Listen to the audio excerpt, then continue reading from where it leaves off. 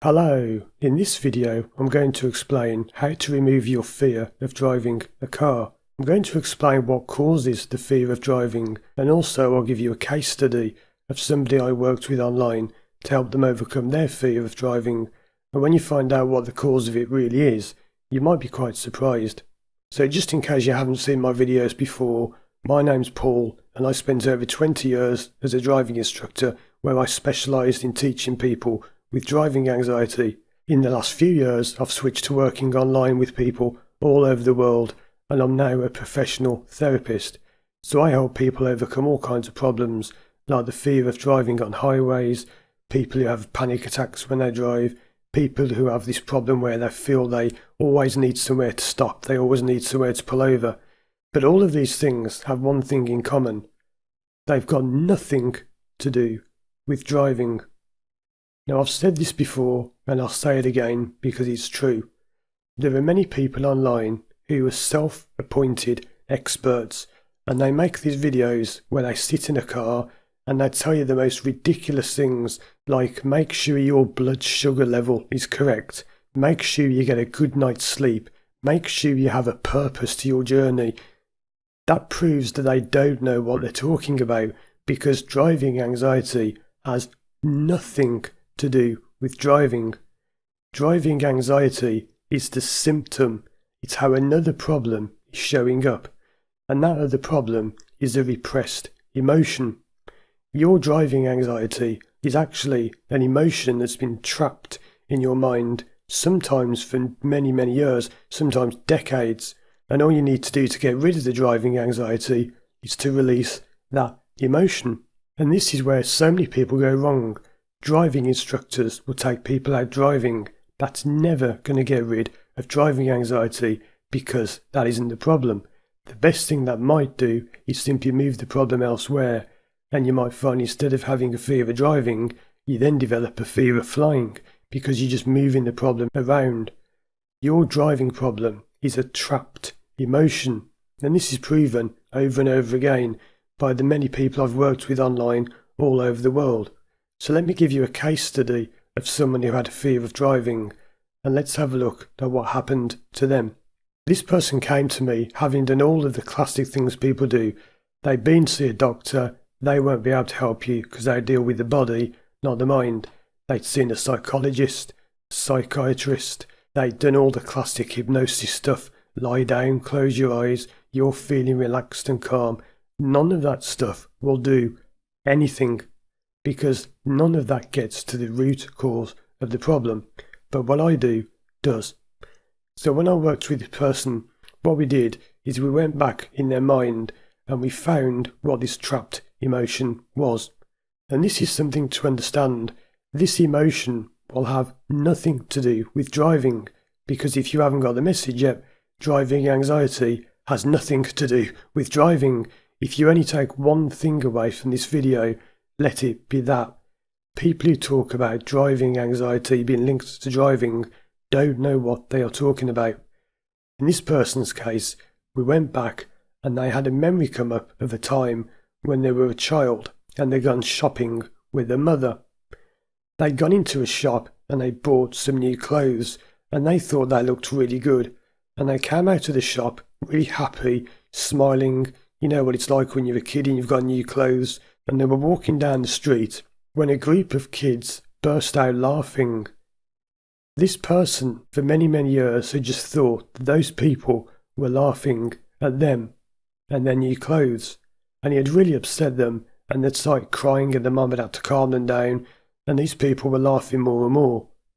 Now, when we went back and analysed this, we actually found out that those people were not even laughing at them.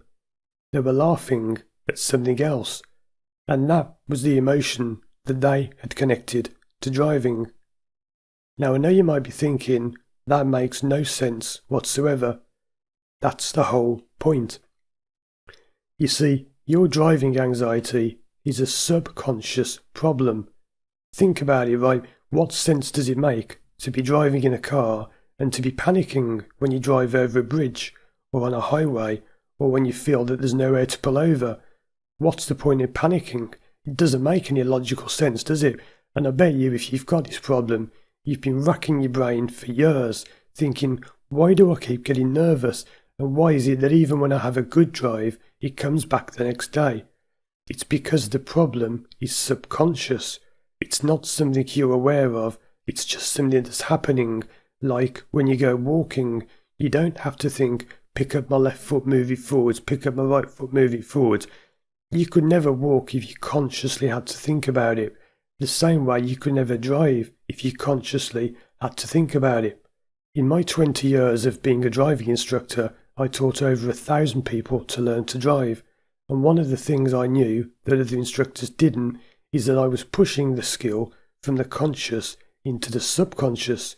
That's why people learned faster with me than other people, because I understood that driving was not a conscious skill, it's a subconscious one.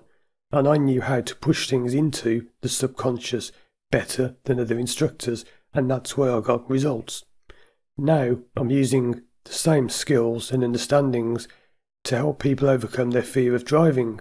So you see, if you've got this fear of driving and want it removed, all you have to do is find this repressed emotion. And I don't care if you don't even believe in this stuff, because I've had people work with me who have quite openly said, I don't believe this. And I say, fine. And they say, but I don't think it's going to work. Fine. How about this? We'll do it. And when it works, then come back and tell me what you think.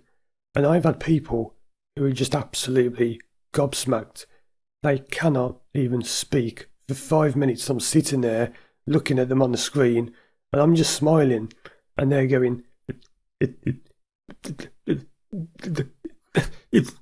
and they can't even speak because they are just shocked at what they have thought of, the memory that they had forgotten about for decades, the crying. They say, why have I been crying?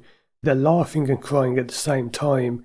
They can't even explain their emotions. And when I ask them, how do you feel about driving a car now? They say, I don't believe it. It's not there. That thought I used to have, that feeling I used to have, it's gone. It's gone. And they get this ecstatic look on the face. Now, it's different for everyone. Not everyone goes through that. For many, many people, it actually happens later after the session. And this is something to understand, which I'll go into in more detail in other videos. But many people have this false assumption that you come to me for a session, we do some kind of magic, like a wave a magic wand, click my fingers, and the problem goes. It doesn't actually work like that. The problem goes after the session, not during it. But that is for another video. So if you've ever wondered why you've struggled on removing the fear of driving, well, that's why, because I bet you've never done that before. But even if you've done therapy before, you've probably focused on the driving and they've probably read you a story about how you're a good driver and you need to set a goal and set a destination and think positively. That stuff is all nonsense. Check out these other videos on the screen now for more help on the fear of driving. And if you'd like to work with me one-to-one, online, anywhere in the world, just contact me through my website, firstdrive.com. Thanks for watching, and as always, I'll see you again soon for more videos.